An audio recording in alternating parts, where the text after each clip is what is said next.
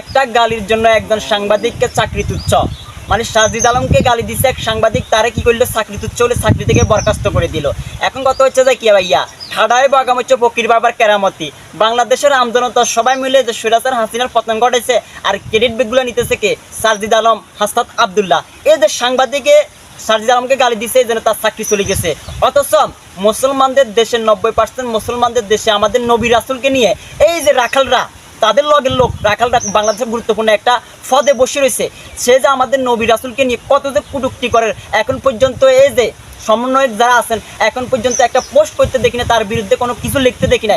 অথচ এই যে সাজিদ আলম, বাংলাদেশের এখন অন্যতম সমন্বয়ক সাজিদ আলম, তাকে সাংবাদিক একটা গালি দেওয়ার কারণে সে সাংবাদিকের চাকরি চলে গেছে।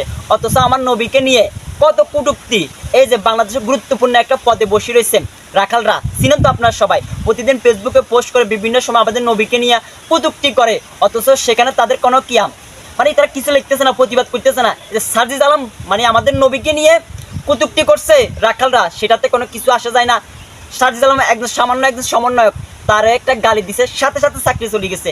এই যে রাখালরা যে আমাদের নবী রাসূলকে নিয়ে এত কিছু লেখে, এত কিছু করে, আপনারা তো সমন্বয়কেরা কই একটা কথা তো লিখতে পারেন না, তার বিরুদ্ধে একটা অ্যাকশন তো নিতে পারেন না। মানে আমাদের নবী রাসূলের চাইতে এখন এই যে সাজিদ আলমের মনের দাম বাড়ে গেছে। কি কিছু কথা বুঝছেন নি ভাইয়া? ঠাডায় বাগাম হচ্ছে ফকির বাবার কেরামতি। বেশি কথা বলে আবার মানে আমাকে চাকরিয়ে থাকতো না। বাংলাদেশের গুরুত্বপূর্ণ একটা জায়গাতে বসে আছে রাখালরা, নবীজিকে নিয়ে সবসময় কটূক্তিমূলক কথাবার্তা বলে, সে জায়গায় কিছু হয় না। অথচ সাজিদের গালি দিলে সাংবাদিকের চাকরি চলে যায়। কি কমু ভাই, এটা স্বাধীনতা উপভোগ করতেছি আমরা, বুঝছেন নি ভাইয়া? তো বেশি কথা করতেন না, চাকরিও থাকতো না।